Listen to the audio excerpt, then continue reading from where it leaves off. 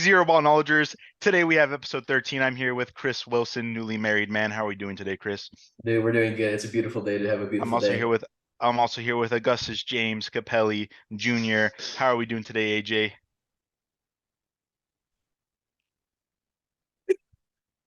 Great. We're doing great. It's going We're good. doing great.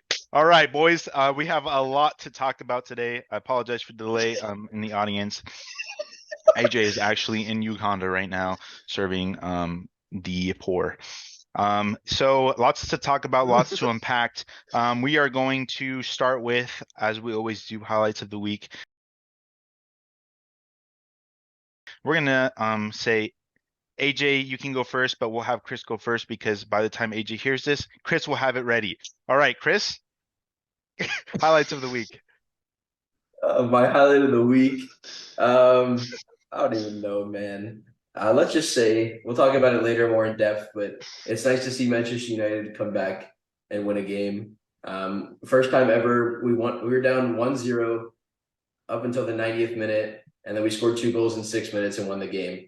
Let's say as a United fan, it's been rough, and I was pissed. I think I took my jersey off twice and then throughout the game, and it was good to win. All right. Huge. Augustus James. Yeah. My highlight is also soccer related. It's Martinelli scoring the winner against Man City. Martinelli didn't Who score, else? bro. Martinelli didn't score. It's just a really fly.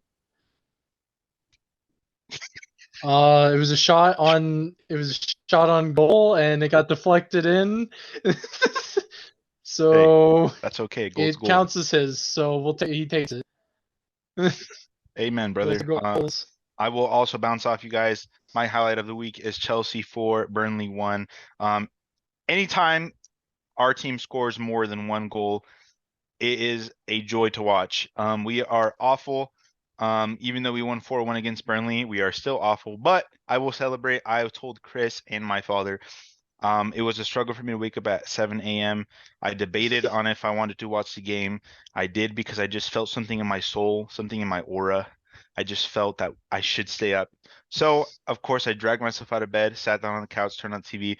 13, 14 minutes, 15 minutes in, actually, to be exact. Odobert scores on us, and I was about to turn off the TV, but once again, I felt the aura of Didier Drogba calling me to stay and watch the game. So I did, and thank goodness I did because 4 goals later. Speaking of own goals or deflections, our game started off with an own goal by Dakil. Hey, I'll take it, and that's what we needed to strike the comeback. Palmer looks great for us. I mean, I won't go in detail because I think I saw that we're talking about later. Yeah, we will. Yes, so I'm gonna say 4-1. Felt good. Yeah, we'll talk about it. That's my highlight of the week. Honestly, close second. That Manchester United comeback was absolutely astonishing to watch. I can't believe Chris said, "Yeah, I guess. I guess it's us coming back." Dude, that was insane. That's why we like soccer here. I mean, That's why it's the clear sport. All right, I mean, ladies and gentlemen. Scott McTominay's touch map. Yes. Scott McTominay is the clear number 9 at Manchester United. We'll talk about it later. All right, ladies and gentlemen, boys and girls, we are going to be transitioning out of our highlights of the week. All right. So let's start with in general. Right now, MLB is coming to the end. Whatever, who cares? The Rays are out, who cares? We're gonna talk about the National Basketball League, the NBA. We are in preseason basketball, ladies and gentlemen. It is here. It is time. Me, AJ, and Chris, we are going to be entering our fantasy league season. Lots of stuff happened this offseason in basketball. Biggest thing, I think, in general is Damian Lillard. We are going to be talking about that a little bit. Let's go with Chris. You got anything you want to say about that? Kind of, why don't you just brief us on that whole situation? Before I talk about that, so when the NBA season starts, and I think it's in a couple of weeks, right? Probably 2 or 3 weeks. Well, I think when we get to that episode, we're gonna recap everything that happened in the off season. So we'll get to that, and then we'll go from there. But let's talk about this Damian Lillard trade. I mean, repercussions everywhere. Blazers obviously say goodbye to their, I think, greatest player of all time in Damian Lillard. They sent him to Milwaukee. It's not where he wanted to go, but he always said he wanted to play alongside Giannis. So, I mean, he gets to go play with Giannis now. Drew Holiday is gone. He's been traded to, he went to Portland, and then Portland sent him to Boston. But let's just go over the trade. Portland receives Drew Holiday, now traded, DeAndre Ayton, Tumani Kamara. Never heard of that guy. Milwaukee's 2029 unprotected first round draft pick and unprotected Milwaukee swap rights in 2028 2030. The only reason that those draft picks are so late is because Milwaukee's picks currently are owned by New Orleans in the Drew Holiday original trade. So Milwaukee is sending their 2028, 2029, 2020, and 2030 picks. The Suns got involved in this trade. Obviously, we saw DeAndre Ayton get traded to Portland. The Suns are getting Yusuf Nurkic, Grayson Allen, Nasir Little, and Keon Johnson as part of the trade package. Yusuf Nurkic over DeAndre Ayton. Real quick, before we go any farther, who wins that deal? Did the Suns get better with Nurkic, or have they regressed by giving up DeAndre Ayton? I think they stayed the same. Okay. I personally think it's about the same level of quality. Okay. Josh? Okay, that's fair. I think they definitely improve here because Aiden is he was finished at Phoenix. I think everyone saw that. Everyone knew that. I think it's good for Ayton because it's a fresh start for him, and I think it's good for the Suns because they take someone out of the locker room that just clearly didn't want to be there anymore, lost the passion to play for the team. As far as skill goes, I mean, you can take it either way. You can have your opinions on it. But I think Nurkic there is I mean, I think getting Ayton out of your team is huge for them. Uh, as far as the Suns go in general, we've already kind of talked about it like later, like I don't even know, a couple episodes ago, far episodes ago in this podcast about how the Suns look now with Beal, KD and Booker. But I think it's good for them. I think it's a crazy trade. It's like for you guys that don't know, me and Chris and his cousin, we made a three-way trade. It felt like I was watching Chris Wilson orchestrate a trade with with all these different teams. But I think that they do get better. I think it's good for their organization, and I think locker room in general is better, and that plays a huge role in a long season. Yeah, I think Phoenix wins it. I agree with you, AJ. I think the talent's about the same, but I think Phoenix getting 3 bench players because they have no cap space to sign No, the anybody. bench. Yeah, the bench players is the best part about it because that was the biggest knock against Phoenix, like getting Bradley Beal is like, oh, so now all your bench players are actually gone, Yeah, and who's gonna play the minutes that the stars aren't gonna play, you know? So the meme of the 2K auto generated players is their bench. I don't know. It should be. I think they get better. But then Portland turns around. Obviously, they weren't going to keep Drew Holiday because he's too old for their new rotational era. So they moved Drew Holiday to Boston. I'll talk about the Boston side in a second because I think it's really good. Blazers get Malcolm Brogdon, Robert Williams, the Warriors 2024 first round pick, and the 2029 unprotected pick. And I believe there's a couple pick swaps in there as well. But from the Blazers side, I love it, dude. I think the Blazers, they maximized every ounce of value they got for Damian Lillard, and I think they set themselves up for years to come with all these draft picks. They took the Sam Presti Oklahoma City Thunder way, got a bunch of picks. They get Robert Williams, who honestly, guys, like I think Rim he's gonna protector. beat DeAndre Ayton out for the starting center position in Portland. yeah, he's good. I like him. He I'm sad. should. He's better. I'm sad Boston traded him, but it was the only way to get Drew Holiday. Malcolm Brogdon being gone doesn't affect me. He's injury prone in my opinion, but Yeah. he put up some good work for us this past season.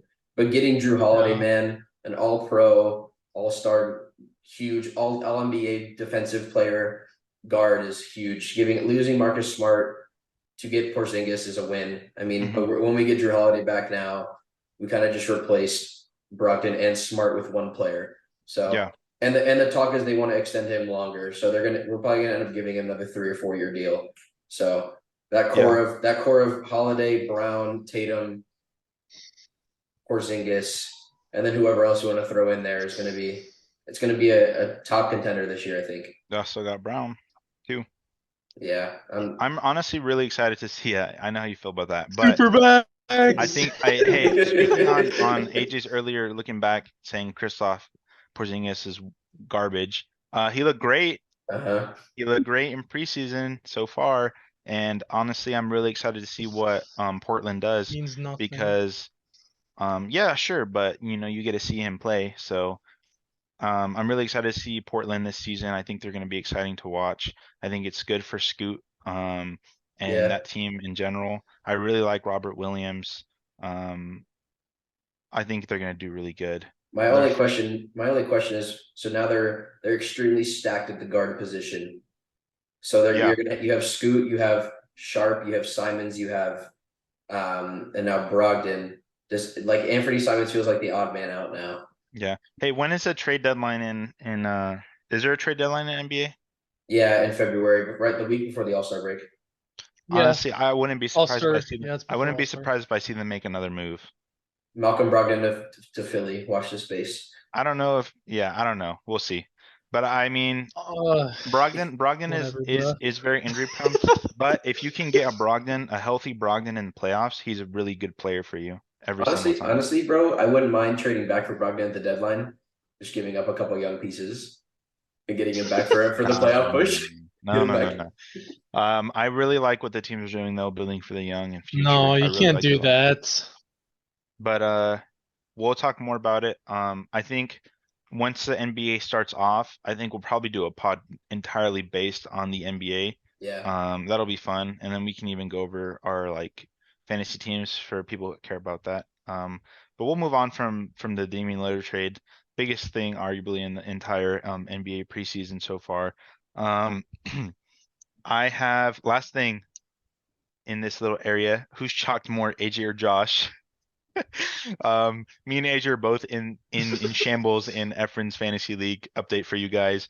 After Nick Chubb destroyed his leg, it's over for me, and AJ's already been in the slums. So, guys, you guys vote on who you think is going to be worse by the end of this fantasy season. Yeah, Me or AJ. engage. It's not looking pretty. It's not looking pretty. But we're gonna move on from that too. We're gonna do a soccer recap. Um, let's talk about the biggest game this week. Arsenal versus Manchester City. AJ, he was nervous, his palms were sweaty, his knees were heavy. He was already coping with the Uh, loss, and the result was a Arsenal win. Maybe that hurts some of you, maybe not. I think for me, I was already expecting a City win, and I was already numb to it, and I think AJ was too. Um, what Mhm. does this say? First win in 8 years, Yeah. first point from those games in 6.5 years. So, yeah, first win in 8 years. Uh, yeah. my goodness, I mean, it Give him was the it was floor. Give quite him the the floor. Live stressful game. reaction I'll here, say ladies and that gentlemen, much. from a true Arsenal fan here. Go ahead, First, AJ. yeah, Tell us how you feel. yeah. Pers- pers- personally, I thought in the opening moments of the game, it looked a little too much for us. We looked nervy, we looked unfocused, unbalanced. We looked like we were gonna concede Yeah, because of we were scared, you know. yeah. And then we You kind guys of are playing a settled low into the game, block. and then we played with the way we wanted to play. Yeah, we played a low block, and we finally got to push forward a little bit more.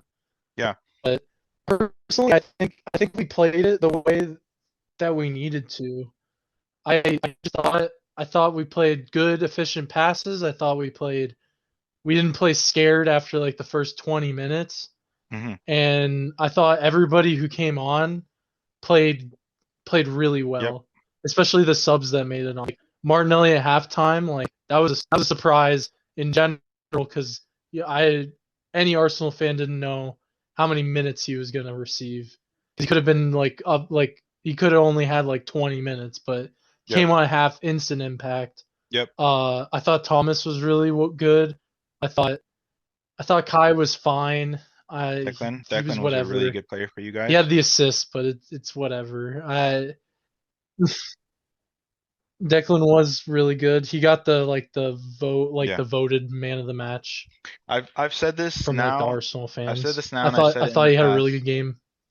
Uh, Um, in these kind of huge games, what really separates a title winning team and a team that is always going to finish top four and just go for champ spots or whatever is the just being able to just grit your teeth and just get through these kind of big games. You guys had your best player arguably in out of the game, but City also had, I mean, they didn't have Rodri and they don't have De and Bruyne.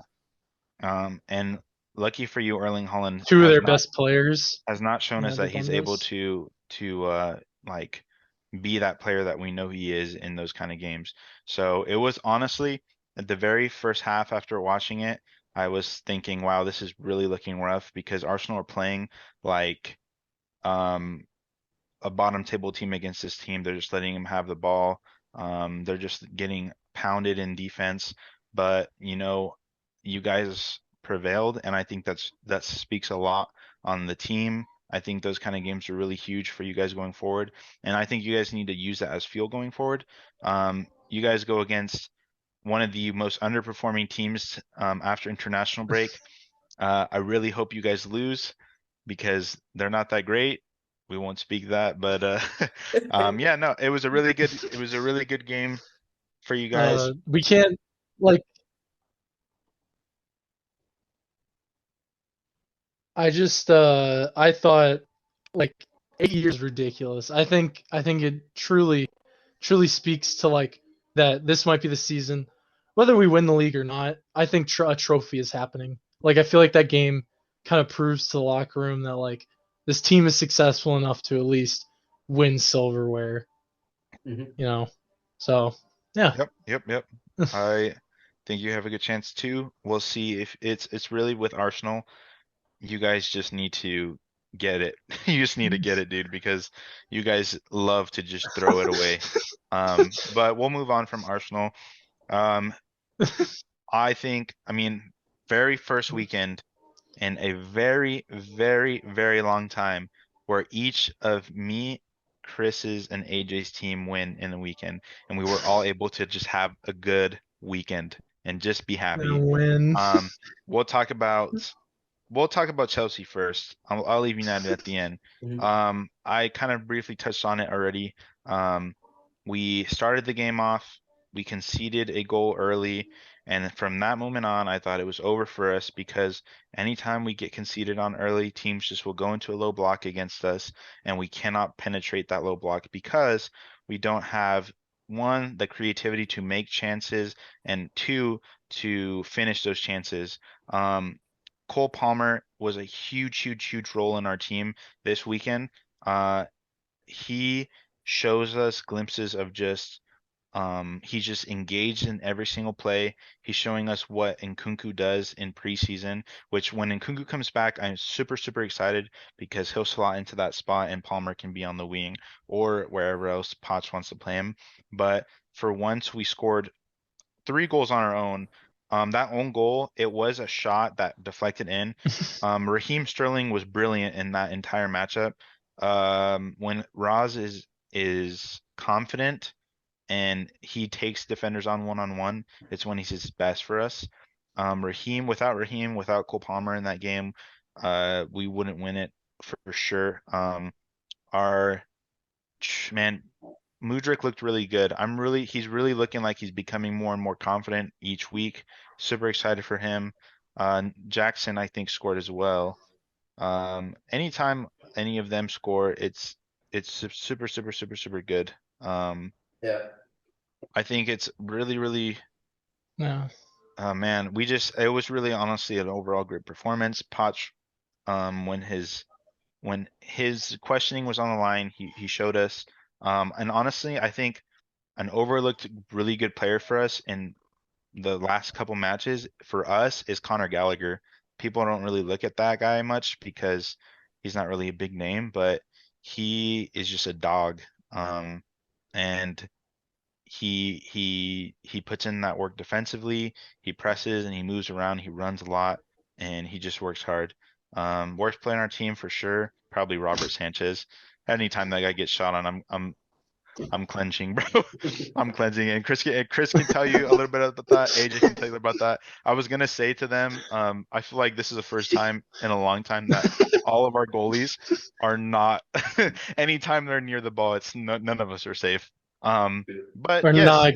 Oh, yeah, so nervy, super, man. super, super good week for Chelsea. Good week for Arsenal. Arsenal versus Chelsea coming up after international break. Hopefully it's a good game. I just hope that we don't get absolutely thrashed and embarrassed. We'll talk about Manchester United.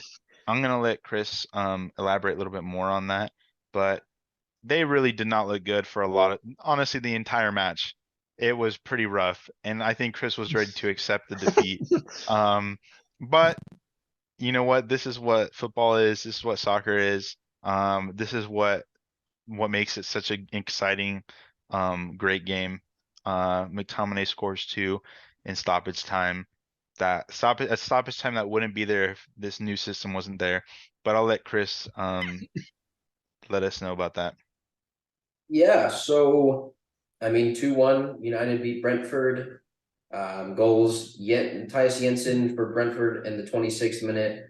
I'll talk about that in a sec. And then McTominay scored in the 90+3 and the 90+7. Bro, that first half was awful. It was rough. Like I have no words for the first half. The goal came from Brentford's goal came from a free kick that we had. Casemiro decided he was going to pass the ball directly to a Brentford player. And then Brentford turned counterattacked. We couldn't clear the ball out of our own box. And then Jensen hits a shot that deflects under Lindelof and then under Onana. Look, Onana gets a lot of slack. Yes, he should have saved that, or at least done better to put it out in front of him so it could be cleared. But look, that guy made some crucial saves at the end of the game to make sure we had a chance. He made 2 or 3 saves in a row that we would have lost the game if he doesn't make that save.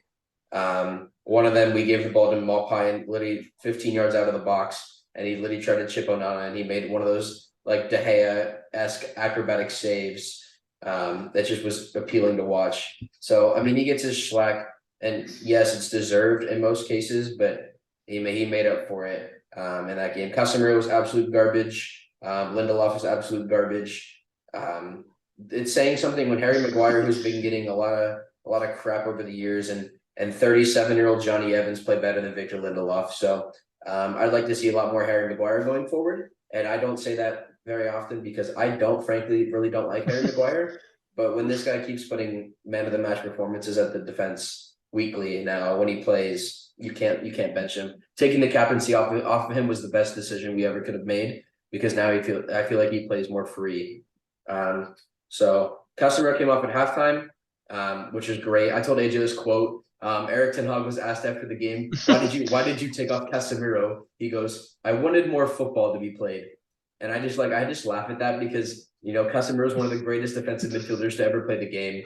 And when you take him off because you want more football, like this guy's he's just not playing good. He's not in good form. So I'd like to see him take a seat next game and not play.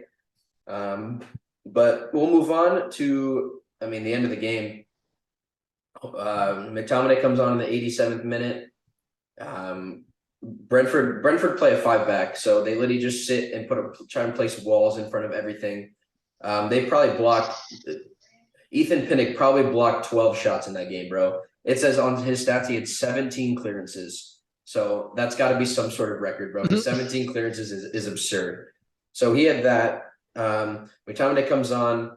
Garnacho plays it into the box after trying to deke out 2 defenders. Delo shoots it, gets saved. Terrible clearance. McTominay takes a touch, scores. And it felt like this relief off our shoulders that we finally scored a goal because we literally can't score ever, it feels like. So when we scored that goal, there was just like this feeling that something else was going to happen. And then 4 minutes later, we get a free kick from midfield. And I don't even know, bro. Like I felt like it was in rapture. because Bruno plays the ball forward, Harry Maguire heads it into the middle, McTominay scores, and it was just like this.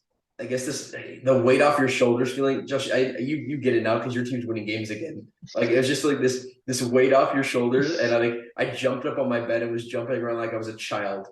There was like relief and joy, and I haven't felt joy watching Manchester United play football in a while, so it felt good. Mm. My only thing from this game, besides that, our fan base is just awful. Like our fan base sucks. How do we continually blame Marcus Rashford?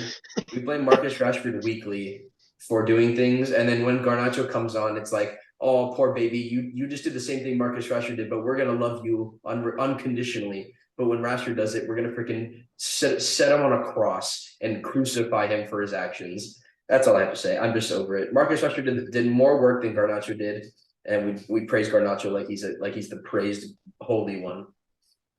So that's the game. Now we go to the international break and hope for the best. Yeah. Hey, Yeah. you know what? In the wise words of Scott Johnson, a win is a win and a goal is a goal, Yeah. and we move on to the next match, right? Goal. So we'll Amen. take it. Next one. Another thing, a Hey, couple you of have a things. date with City soon. 2 weeks. The second week after international. So we play Sheffield United and then we Yeah. go to City. Yep. Should be fun. Man, Spurs. Chelsea's tough run of games begins with Arsenal after international break. Yeah, you have like 9 rough games in a row. It's not going to be an easy run, so we'll see. I mean, I'm thank goodness so that we are actually winning before that. So, Yeah. we'll talk a little bit about just a little bit. 10-man Spurs outlast Luton. Van de Veen, that's Yeah. his name. I honestly, we've already talked about Spurs, guys that we've never heard about before. And honestly, me and Chris, we play a lot of FIFA, and if we were to hear about a person or know about a person, we would know. Um, Good for Spurs. They just continue to be resilient. Luton again are not good, terrible. But I don't know. That's whatever. Honestly, I want to talk more about Liverpool Brighton, that draw. Mm-hmm. Um, Man, God, that's not a penalty, man. it's I The don't penalty know. that they gave away is not a penalty. Both. I don't Yeah. Go ahead.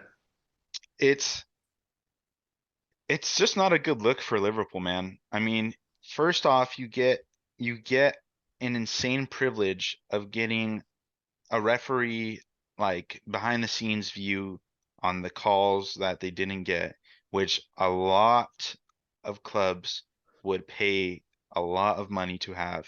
They Mm-hmm. get that, and then on top of that, they get that kind of call, and it's just not a good look. It feels like they just want Liverpool to just be in that title race, and as a fan, as fans in general, it's just not good. It's not a good look for the league. I Mm-hmm. think it's ridiculous. I just don't know what to say about that. But you guys go ahead and talk about that too. Did you go first? I mean, none of us here are Liverpool fans, so there's that. But I just like I don't know. They're like I was telling Chris the other day. I was like Liverpool. Like they all the people in the comments like of all of, like the title race stuff is like it's gonna be City pool by December or whatever. But like they just don't look like title contenders to me. They keep playing down to competition. I mean, they're getting goals and they're getting points. So no offense to Liverpool there, but like I just the way they win matches is just too sloppy. Like there's not like been like a definitive like we crushed this team. We had a great performance and we crushed this team from them. Like what we've seen from them. And it seems like they want to complain about crap calls against them, like against Tottenham, but then they get like the worst ticky tacky calls ever for them. Like Mhm. the pen I said earlier, like they shouldn't have gotten a penalty there. It's not a pen. I don't know what to tell you. And then Brighton don't get a penalty called on Verge's handball, really hitting him right here. Like his arm is extended out. Like, what is that, man? Like it just seems like they're skating by a little bit. Mhm. And I mean, just since last season, like They just haven't looked the same. Yeah. I'm sure they'll be fine, and I'm sure they'll finish top 4. I love that clip But of Verge saying, go "Who figure. cares? They don't Who look great. cares?"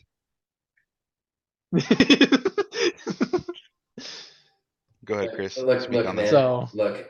I have to take a deep breath because the inconsistency in refereeing is ridiculous, and it puts me in awe. Like, yes, there's human error in it. Yes, it's done.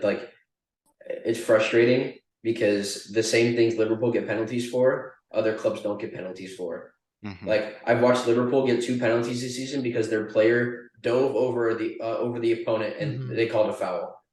Like, I watched Arsenal United in the beginning of September where Gabriel pulls Rasmus Højlund to the ground instead of playing the ball. No penalty, not even VAR looks at it. That the same thing happens in the Liverpool Brighton game this weekend, and they get a penalty for it. But this one wasn't even bad. Like, it's almost like literally leans into the guy and falls, and he gets a pen. Or, I mean, I just speak on the United side of it, where we played Crystal Palace and we played a ball into the box, and the dude's arm is out like this, hits him in the Yep. arm, Yep. and then like we don't get a pen. Like, but other Yeah. games, like, they get pens for that. Like, Yeah. the inconsistency blows my mind, and I have to remember weekly that it's humans doing it, and there's human error.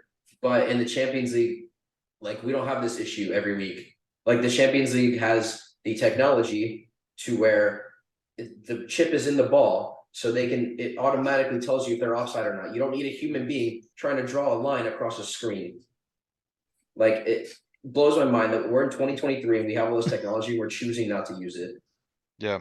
The reason why I wanted to end the soccer Yeah. segment with that game is because the biggest topic right now in football is just the reffing situation in the Premier League, the VAR situation in the Premier League.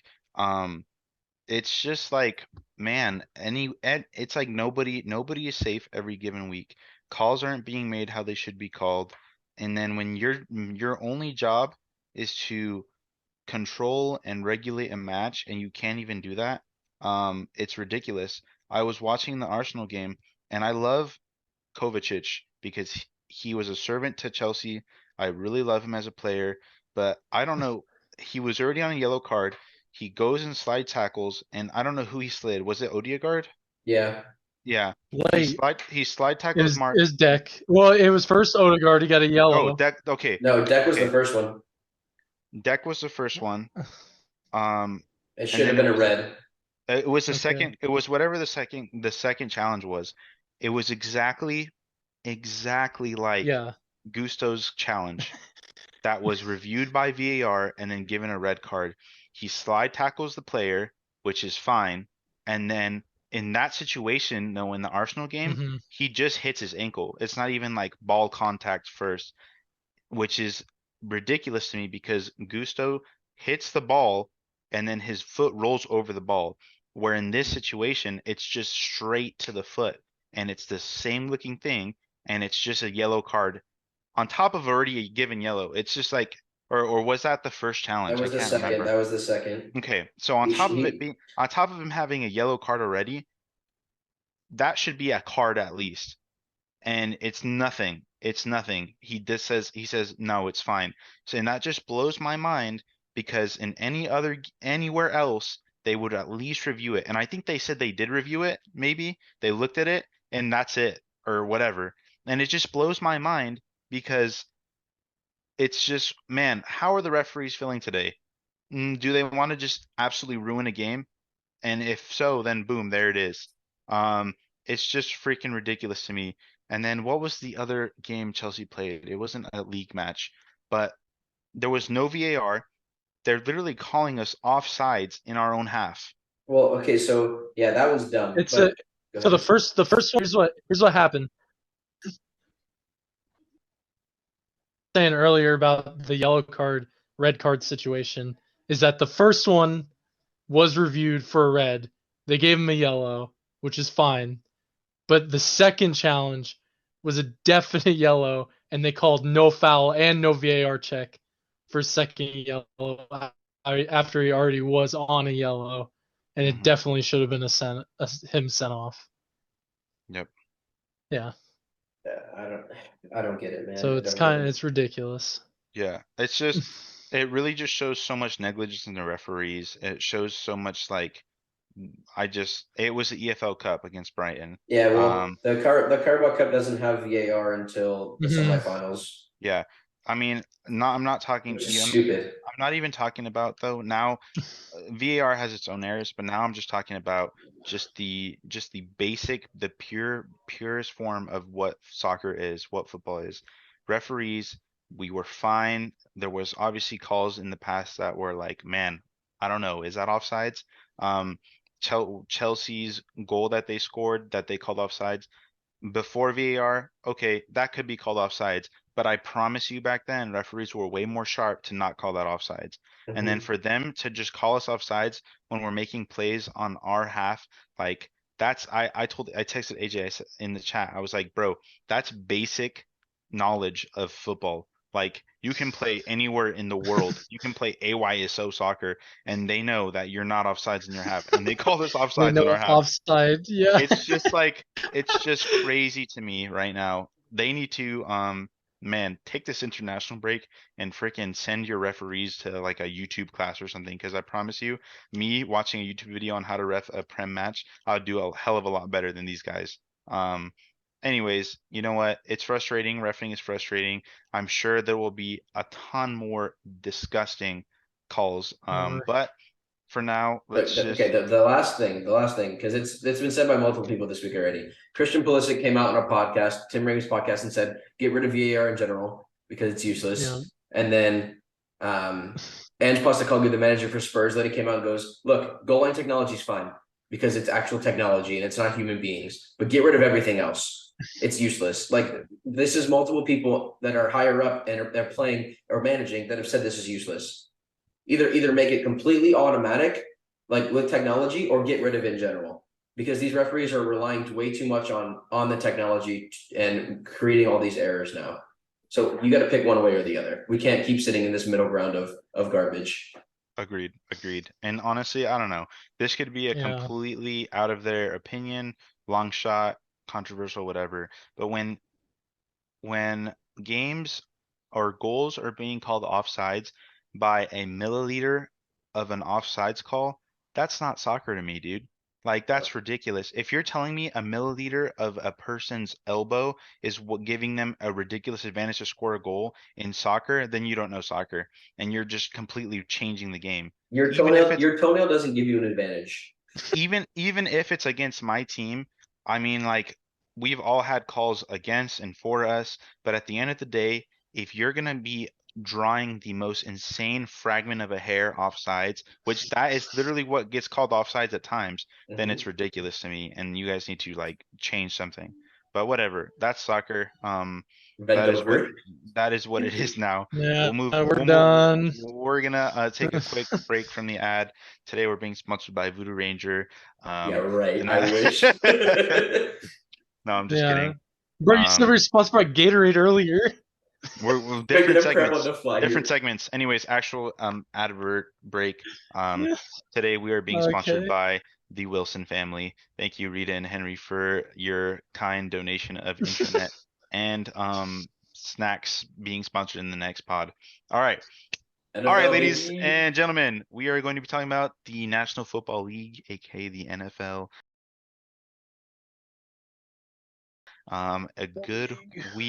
A good week indeed. Let's start with the Miami Dolphins bouncing back. Um, I didn't look at these stats. I think you guys did. NFL I Next have Gen them. You stats for ready? speed. You Yeah, ready? let's let He Chris read them has, off. yeah. The top five players tracked speed on the season. Number five, Raheem Mostert in week 2, Dolphins player, 21.62 miles per hour. Number four, Tyreek Hill in week 1, 21.66 miles per hour. If you're Dolphins counting, player, that's two Dolphins players. Number three, Devon Achan, Dolphins player. 21.76 miles per hour, week Two. 5. Devon Achan, number two, 21.93 in week 3. And number one is Tyreek Hill, 22.01 miles per hour in week 5. If you're counting at home, that is 5 Dolphins players on that list. Yep. The Dolphins run the speed in this league. Um, Look. Dolphins, Miami, their offense is just so good. And I knew we were gonna bounce back against that last game The against the Giants, Bills. bro. The Giants are so bad. The Giants are terrible. We're good. And look, I was telling Chris, A-Chain he's here to stay, bro. He's here to stay. Chris was saying, yeah, He's injured. He's injured. okay, he's hurt. Yes, he'll be fine. All right. He's the You future. hope He's the so. future. He's the future. All right. I'm telling you right now. That guy, dude, I don't know if you watch him, bro. He's just good, bro. Hmm. He's just good. And man, I really hope we just continue rolling through. Uh, I am so happy that the Bills lost, right? Yeah. Yeah, good, good. Get them out of here, bro. Yeah. But no, it feels good. Miami looks good. They're super fun to watch. Um, I don't know. I don't know if you guys saw the clip, but the clip of Devon Chan's rushing touchdown. Kurt Benkert was reviewing all the game footage like he does every week. that all the players on the floor. No. That was in the Broncos game, but this week when he Oh, broke this week. his Yeah. 72-yard touchdown run, like so Kurt Benkert's a former quarterback for the Packers, whatever. He sits down and watches game footage and gives all the insight into what it looks like. But he literally pulled up that run and he literally was in shock. He goes, "Is he really that fast? Is everybody else just that slow?" Because he literally Devon Chen looks like he's jogging and he's miles faster than these guys, man. It is like it's crazy. Tyreek Hill came out after the game. He goes, "Yeah, man, I'm not, he goes, Devon's fast. I'm fast." He goes, "We have one more guy on this team on the practice squad." He goes, "He's white boy fast." And he goes, "I ain't challenging either one of them to a race anytime soon." Yeah. It's something in the water in Miami. Something in the water. It's those alligators, Um, bro. Jeez. We'll talk also. Bears get their first win 2 weeks in a row. Man, dude, that Hey, we did look, a pick'ems. real I would have. NFL team. I They would have became a never. real boy. Never would have picked the Bears, but you know what? Chris is psycho and he did. Hey man, And Justin Fields looked incredible. I'm one of the few Justin Fields supporters in the league, in the world. So anytime I get to watch Justin Fields, I'm gonna pull for him. And I now have DJ Moore on my fantasy team, so it's a win-win.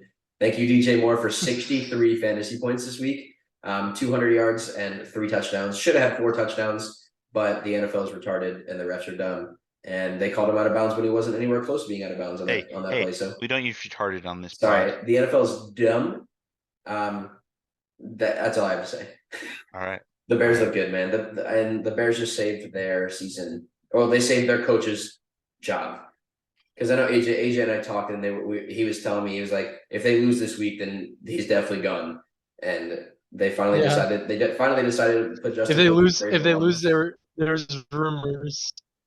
Yeah, it would have been done. He would have been gone. Justin Fields would have been traded. They would have tanked for Caleb Williams. So I'm glad that didn't happen.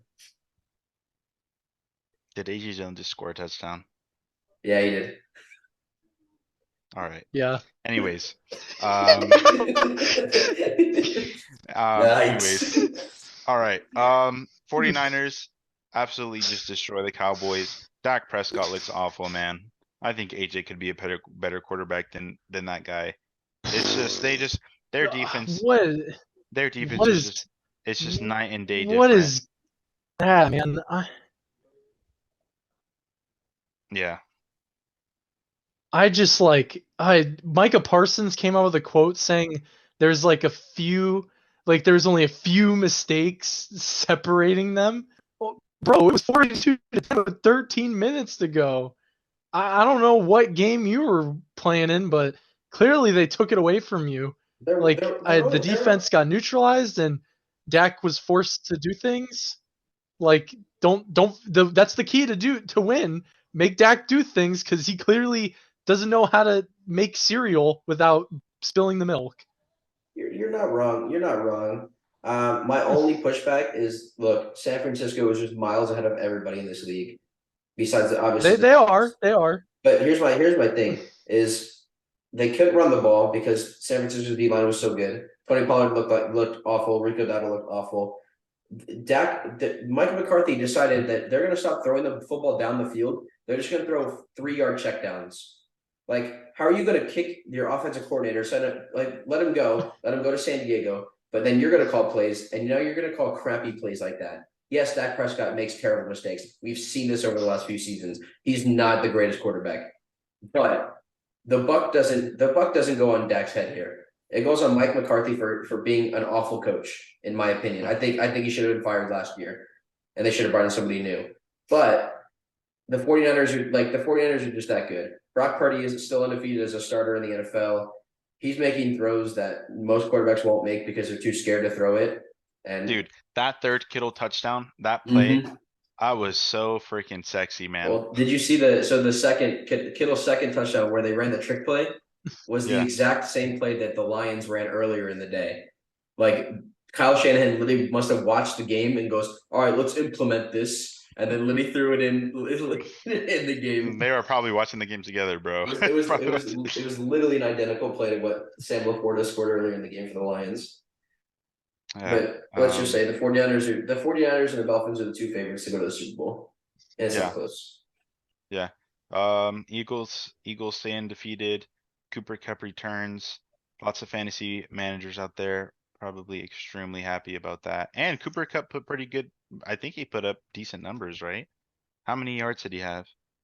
He had 118 yards. He looked good. The Rams looked decent. Eagles, yeah, Eagles undefeated. Not much to say too much about them. Let's talk about Jamar Chase. My man, bro. My man. Even though I'm still losing this week, it felt good to see him play like the pick that he should be playing like.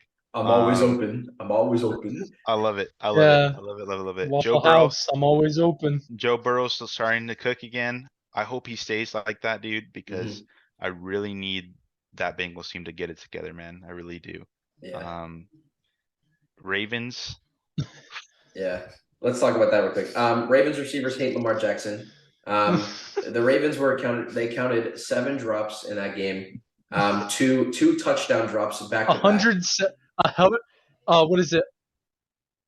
Go ahead. 170 yards. I believe 170 yards and 3 touchdowns that they dropped worth. And they lost the game because of all those drops. It's the most drops. It's the most drops since 2017. Which is ridiculous. Like it's not like they were bad throws. Like they were perfect. They were really good throws. And these guys were just like, nah, I'm good. I'm gonna drop it. I couldn't even finish the highlights, bro. I couldn't finish. I was like, dude, this is garbage. I was like, this is awful. I could not imagine how it would feel being Lamar Jackson. Like, oh my goodness gracious. Look, I'm a Lamar Jackson fantasy owner, bro, and it was tough because it's not like he played a bad game. He made one bad decision through a pick at the end of the game, and lost him the game. But it's not like he played bad. Like he made really good throws, really good plays, and they ended up losing the game. I know there was a point when the Steelers won the game. AJ, you were just telling us about it. What happened on that touchdown? Yeah, live Matt Canada reaction.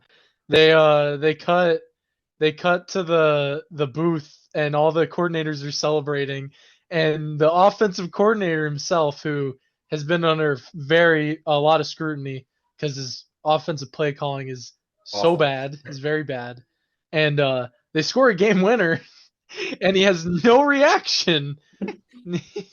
He has literally no reaction. He has just straight face. He doesn't even celebrate. Dude, and like I think probably his like offensive quality coach like nudges him and tell like, hey, you're on camera. Like happy, be happy. Yeah. I just like, is it like everybody's joking? Yeah, like everybody's joking. Like, is it because Kenny called out of like the HB dive that was supposed to go for 0 yards or whatever? Like, that's what I keep hearing, bro. Is that he's upset because Kenny Pickett was like, "Nah, bro, you call terrible plays. I'm gonna call my own play," and it won them the game, so he's pissed now. That's funny. That's imagine being the offense coordinator. You don't celebrate your own team winning a game. Imagine being the PR team, bro. You don't celebrate your own team. Oh man, dude. Let's also briefly let's fly through these. Zach Wilson, the Jets, Broncos fans. If you're a Bronco fan, praying for you, man. Sound the panic alarm, bro. It's over. Because you guys are bad. But I will say the Jets look good. Brees Hall was unleashed. I knew he was going to be unleashed this week. I tried fleecing AJ from him. Didn't work. Good for him. Hey, good GMing, everybody. Good GMing from AJ. Good. He got the win this week against Yeah. me. He made me eat my word saying it was a bye week because I didn't play players I should have. Bad GMing on my end. Yeah. But hey, Brees Hall looked great. 40-yard plus rush TD. Yeah, 74 yards in vintage Brees Hall fashion. 17 receiving yards. Yeah. 177 Yep. rushing yards. Man, good for him. It makes me happy. I like him a lot. Yeah. That's all we'll say on that. Patriots are garbage. Texans, Falcons, garbage fest. Games that I honestly aren't worth watching back on. And what else? Detroit. Yeah, Detroit's one of the best teams in the league, in my opinion. They just blew up the Carolina Panthers. The Man, their Colts defense. Colts got it done again, even without Anthony Richardson. Me and AJ both felt the pain of Anthony Richardson getting injured again. As we're both managers of Anthony Richardson in different leagues. Yeah.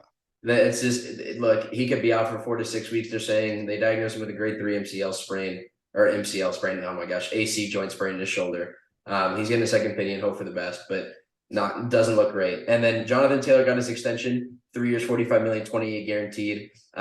He played like 9 snaps, got 5 carries, and then Zach Moss comes in, rushes 23 times, 100 and something yards and a touchdown. He's the first. They said within like I don't remember the year, but it's been a few years since the Tennessee Titans have had someone run for 100 yards against them, and Zach Moss is the one to do it, not Jonathan Taylor. I just found that hilarious. Yeah.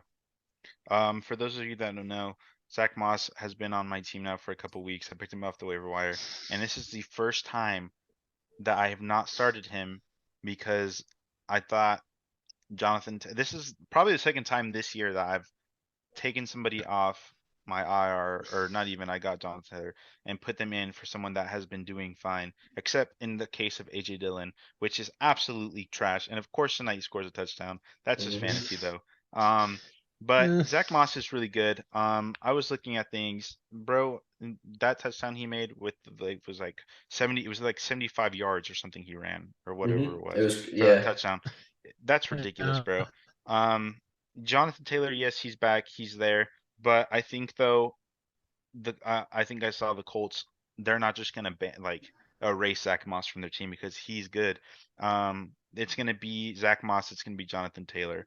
Jonathan Taylor is a great athlete and definitely more, definitely more skilled than Zach Moss. But Zach Moss is good, dude. So Zach Moss is good now. Let's preface that. Zach Moss is good now. Yeah, Zach Moss is good now. We'll see what happens to that team going forward. It'll be exciting though. Last thing that we can talk about, I just left it for last because I'm tired of hearing about it. Everybody's tired of hearing it, especially AJ. Yeah, this is AJ's favorite thing. Is an NFL scripting games for Chiefs since Taylor arrived? I don't know. Yes or no? Going Chris, go first. Yes. 2 weeks. It's AJ? 2 weeks. It's 2 weeks in a row now. Don't give me maybe yes or no. First of all, we didn't even talk about Vikings Chiefs. No. I'm telling you right now. Yes, because that call at the end of Vikings Chiefs just proves the point that the refs are collusion. There's collusion within these refs, bro. Relax. Because how are you gonna throw a flag? No, let him go, bro. Let him get it out. How you gonna throw a flag? Pick it back up. Well, he's literally holding him the entire way. Mm-hmm. What did you even say in that huddle? What was said?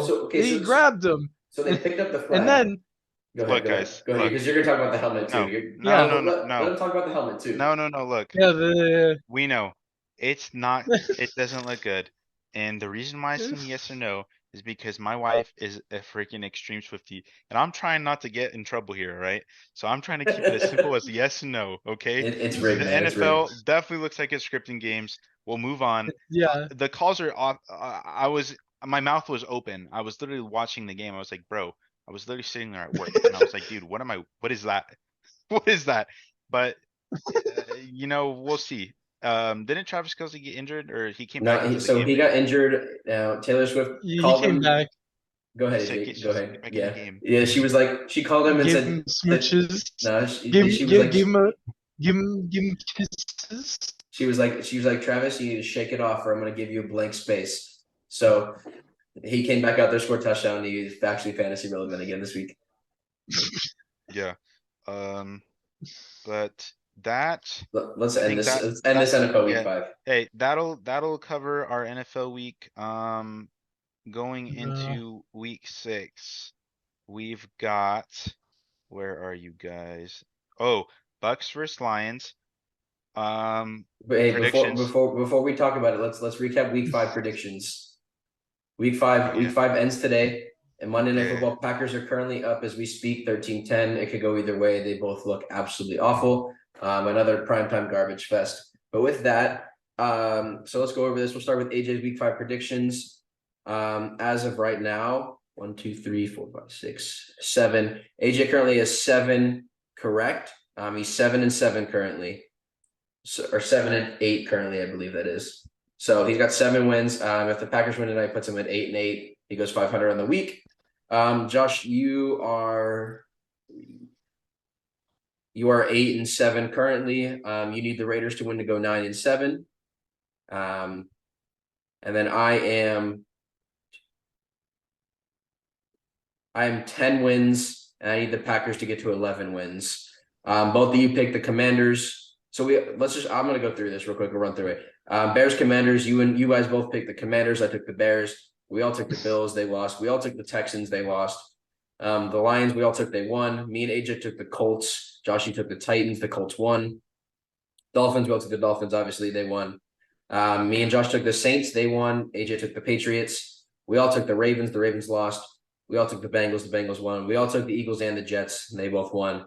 Me and Josh took the Chiefs, and they won. AJ took the Vikings. Honestly, it didn't look like a bad pick for a while because that game was so close. We all took the 49ers. And then tonight, me and AJ took the Packers, and Josh took the Raiders. So I have 10, Josh has 8, and AJ has 7. So it's a good week. It's a good start to our ZBK prediction week. Mm-hmm. Yeah. Do we want to place a wager on it on the end of whoever gets the worst gets a punishment? Do we want to do that? We'll think about it. We'll let you guys decide that. I'm just gonna go over the matchups for our teams. You guys Bucks, me Dolphins. You guys go up against the Lions. Yeah, Detroit. It's creamsicle week, bro. It's creamsicle week. That'll be a good game. I'm excited. Elite running difference from the Lions, but it's not like you guys run the ball it's gonna be a good matchup. And then Dolphins, we go up against the Panthers. Yeah.